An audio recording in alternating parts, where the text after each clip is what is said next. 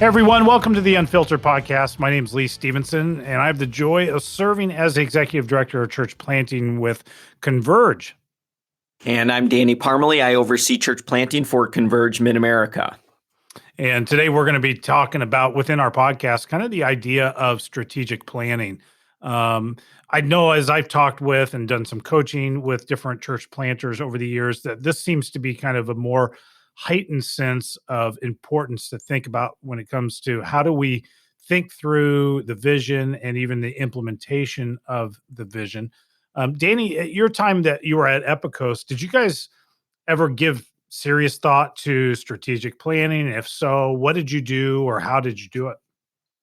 And I'll preface it a little bit by saying that I love strategy and would have probably even said that strategic planning was kind of a passion area of mine, but definitely struggled with it in the beginning. And I think partly due to the nature of, like, when you're doing strategic planning, it's kind of just you as the church planner, and you're trying to do it with volunteers. And so the implementation side of, following the strategic plan once it's kind of laid out is difficult. But we did do a formal process. We used StratOp, which I know that you're certified in, and Yep. you will love for you to speak to some of that. That was helpful for us, but that was also at a time when we did have a number of paid staff. We did, hire an outside consultant to come in and to walk through, which that was super helpful. Maybe not so much for church planners that in the very beginning are going to have the money to be able to do that. And also even the people resources, the staff to kind of follow through. But that was really, really a helpful process for us. When you say it's a helpful process, what was, if you were to rewind a little bit, what was the most helpful part of actually going through a formalized process? Yeah. So because I love and I think that a lot of church planners do, just sitting around, coming up with ideas, tossing things around here or there. Yep. Those things can just die as, hey, remember that one time when we talked about this? But when you have a formal process, you begin to kind of identify what the issues are, and then to really narrow down what it is you're going to do and kind of the timeline and who's responsible. So I think that those are the biggest things of strategic planning. Instead of like, oh, we need some sort of magic bullet. Sometimes it's just having that clarity of saying, okay, here's where we're at. Here's where we want to go. How are we going to do it? Who's going to do it? And then you have an actual printed document so that you can refer back to it and say, okay, well, hey, we said we were going to do this. Did we actually do that? Or who's the one that's responsible for carrying that out? Fantastic. Yeah. I think you hit a key point when it comes to thinking through strategic planning, that in the life cycle of a church plant early on, even though it may be important, it may be difficult to actually have the resources, the funding, and I would even call the people resources to do a strategic planning well, from a formalized process. What about you? Yeah, for your church plants, and especially because you have even a professional background in this, and so how did that go for you both? First harvest and second harvest type of thing, and I know that sometimes as church planners, and if you have professional background, you're like, oh, this is what this is going to look like, and then, oh wait, that's right, I've got just volunteers at this point. Yeah, great question. I was first introduced to the StratOp process about 4 years into our first church plant. And I had a good friend that actually had just gotten certified. And so he was looking to get some practice hours of doing it onto his resume and stuff like that. And so he actually called and said, hey, I'll do this for free.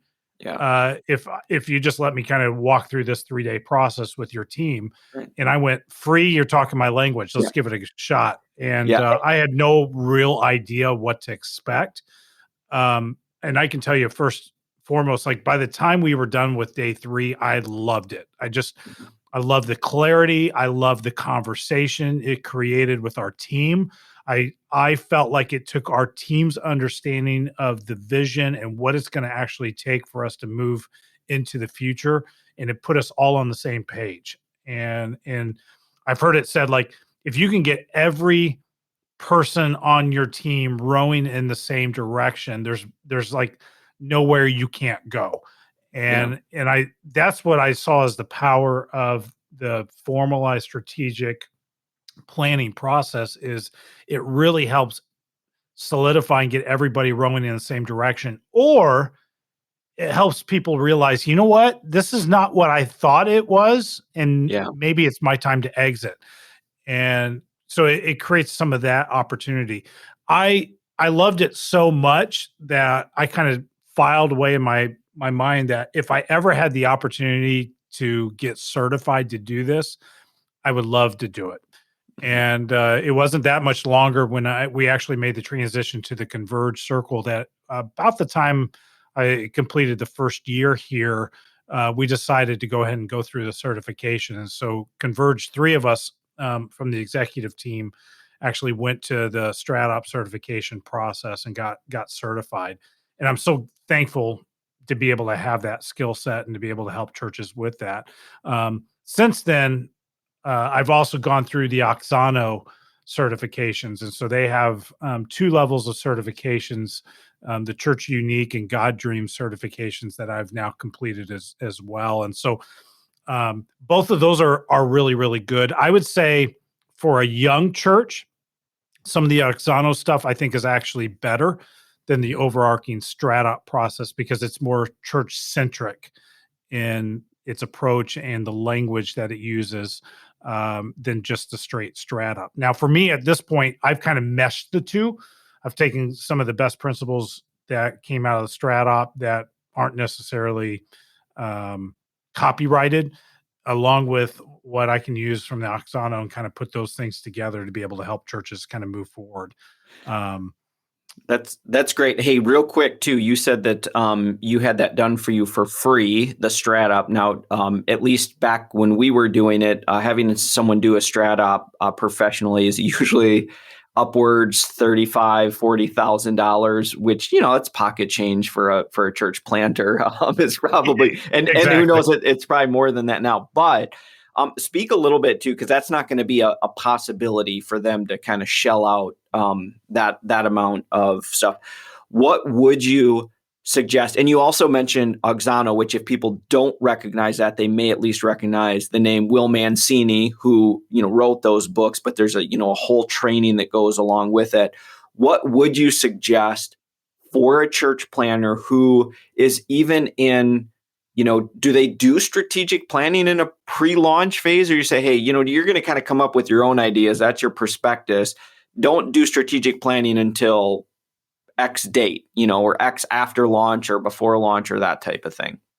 Great question. In my mind, it kind of depends a little bit on the strategic mind of the church planter, the lead guy. Are they a strategist? Do they think that way, or is that a difficult skill set for them to obtain or to actually carry out?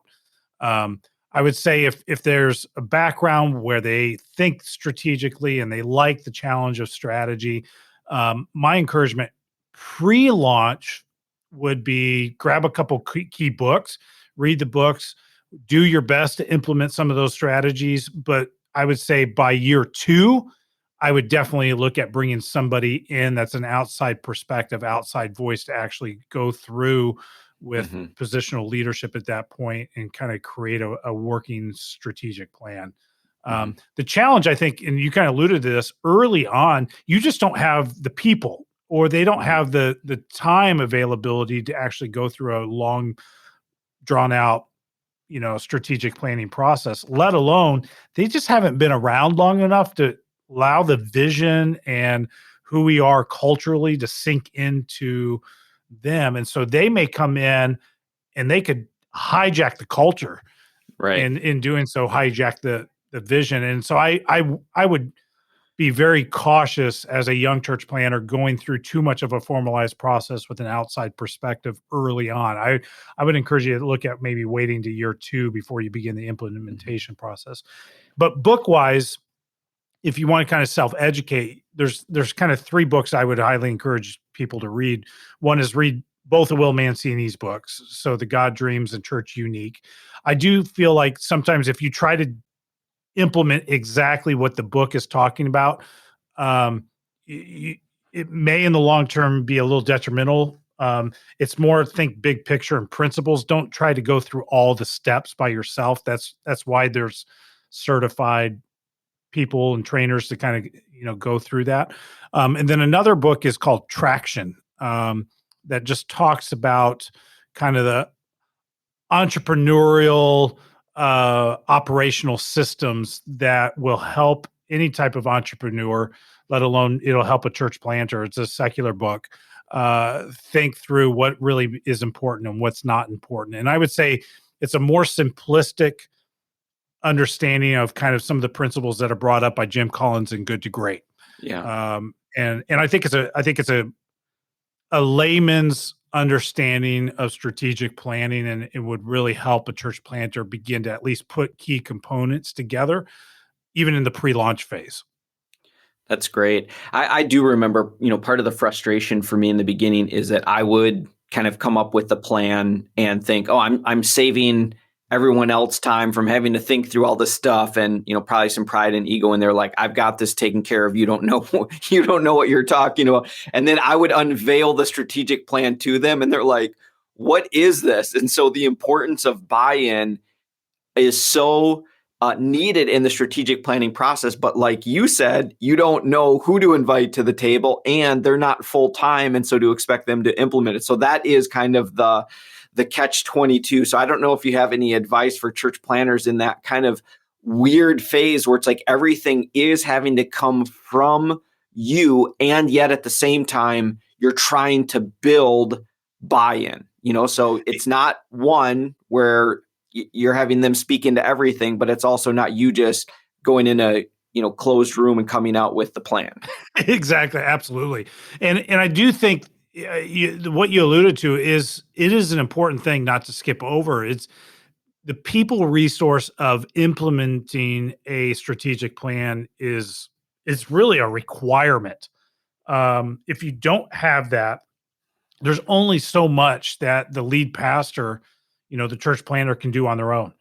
Mm-hmm. And it's easy to get overwhelmed with the to-do list of we've got 5 major things, or for instance, that we need to work on in the next 6 months, and they're major. And so if you don't have help doing the heavy lifting, you're going to bog yourself down, and eventually nothing gets done. Or at best case scenario, you're mediocre at best, because you're trying to be all things to all people in the way that this, the strategic plan is implemented.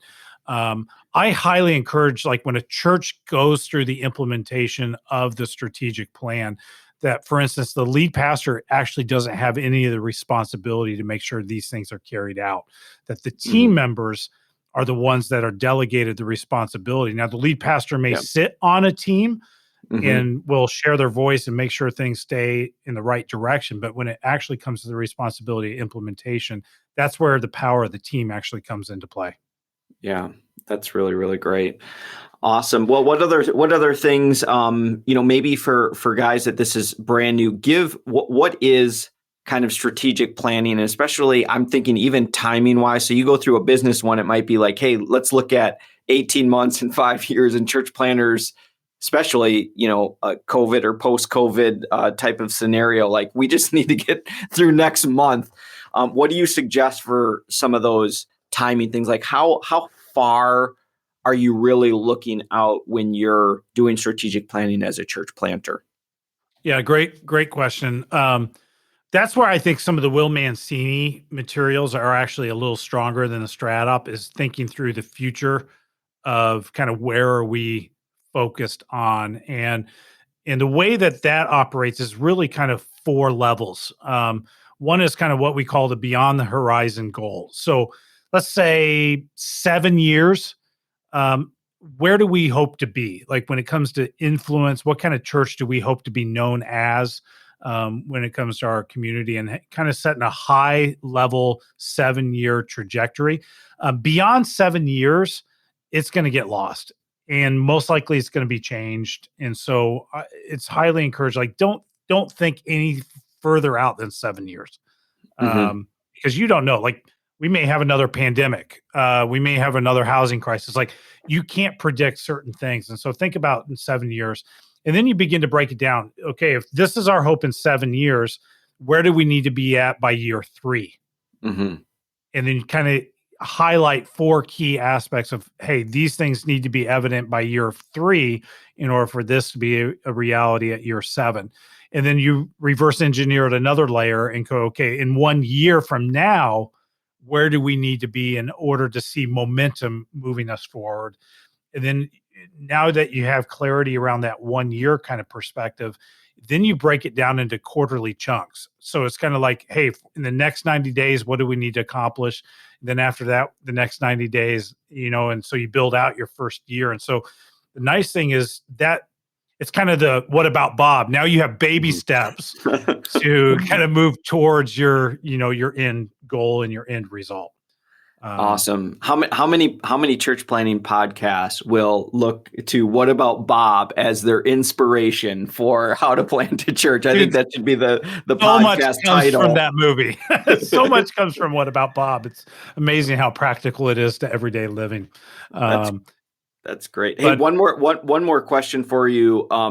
With timing, how much do you stay married to it, and how much do you allow for flexibility, but also not being so flexible that you're just, flavor of the month type of pastor and like, hey, let's do this. Hey, let's do this. Like pivot.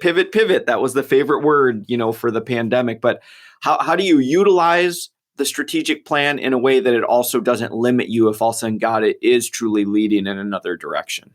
Yeah. And to me, that's the power of a good kind of consultant or strategic planner that works with you through the formal system. Is they don't just walk you through, say, hey, we had a weekend retreat and we nailed it to the wall and we got it. Here you go. Good luck. A good strategic planner will actually operate and work with you over the first year on how to best begin to implement it. Mm-hmm.